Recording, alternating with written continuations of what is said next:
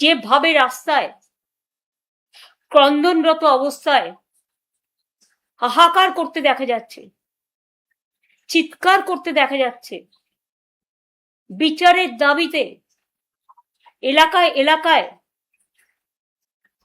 তাদের কথাগুলো তারা প্রশাসনের বিভিন্ন জনের কাছে পৌঁছে দেবার চেষ্টা করছেন, আমি তাদের সাথে সহমত পোষণ করি। ওই তৃণমূল কংগ্রেস কর্মীদের উপর 12,000 14,000 কোটি যখন কেস দিচ্ছে আপনার পুলিশ, আপনাদের পুলিশ বাহিনী, আমি সবাইকে বলছি না খারাপ, এসপি যখন জেলা প্রেসিডেন্টের কাজ করে আর আইসি যখন ব্লক প্রেসিডেন্টের কাজ করে মন্ডল সভাপতি, আসল মন্ডল সভাপতি এখন নেই, আসল বিজেপি সভাপতির গুরুত্ব কমে গেছে। এখন কিছু গদ্দার আর কিছু লুটেরা বাহিনীকে নিয়ে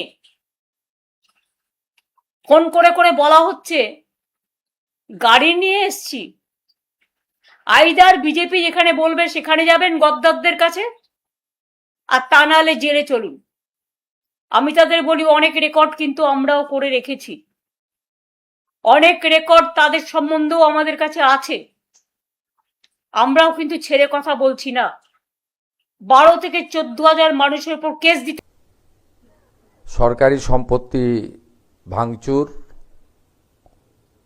পুলিশকে আক্রমণ, থানা জ্বালানো, বিডিও অফিস জ্বালানো, কদিন আগে করিমপুরে গিয়ে ইলেকট্রিক অফিসে লাইন কেটেছিল, সেখানেও অ্যারেস্ট করেছি এবং ক্ষতিপূরণ আদায় করব। তার আজকে আমরা রাজ্যপাল মহোদয় সই হয়ে যাওয়ার পরে আজকে রুল জারি করলো পশ্চিমবঙ্গ সরকারের পক্ষ থেকে। গুন্ডা দমন অ্যাক্টের একটা পার্ট এটা কার্যকর হয়ে গেল, আর একটা পার্ট রাষ্ট্রপতি মহোদয়ের কাছে আছে।